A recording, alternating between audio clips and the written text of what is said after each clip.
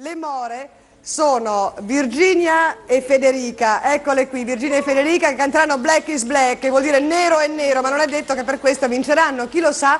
Ci sono però due agguerritissime, anche se piccole come sono agguerrite, Simona e Roberta, anche loro in gara, capitanate da Antonella, mentre le more come sempre hanno il supporto di Yvonne. Ma come sempre, io sapete, mi sto facendo veramente un salvadanaio pieno di monetine, 100 lire al giorno sto guadagnando, grazie.